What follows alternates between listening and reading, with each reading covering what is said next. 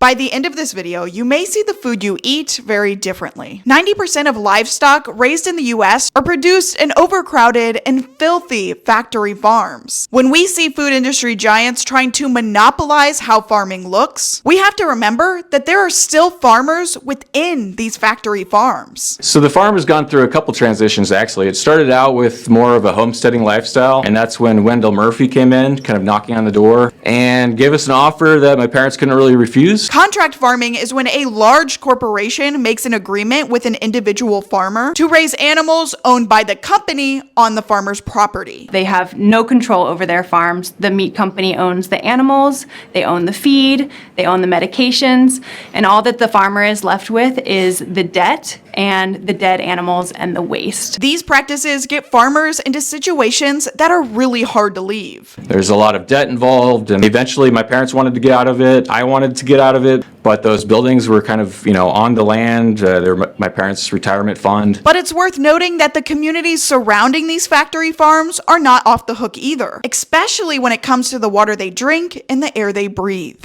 You don't have to live right next to a factory farm to have it polluting your drinking water. There's manure from factory farms applied to nearby fields, and then it washes into nearby waterways, which contributes nitrogen, and that nitrogen turns to nitrate in drinking water, and nitrate in drinking water is a regulated contaminant. It can cause different types of cancers and birth defects if you drink it at too high levels.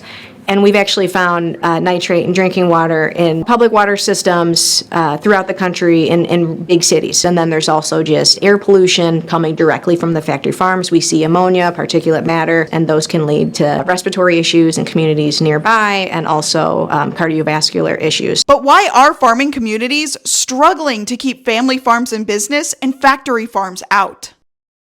Subsidies. We have a lot of different policies that are passed through the Farm Bill every 5 years by Congress, and these policies send money mostly to the largest and the wealthiest farms, and the money also goes to mostly commodity farmers instead of people who actually grow food like fruits and vegetables. It's hundreds of billions of dollars that we're seeing going to these farm subsidy programs. Most people would think it really helps rural America, but what we actually see is that since farm subsidies go to these large and wealthy farmers, a lot of times the money actually goes to wealthy landowners that do not live or work anywhere near their farm. Want to do something about it? Sign the pledge to help shift power from corporations to farmers and their communities.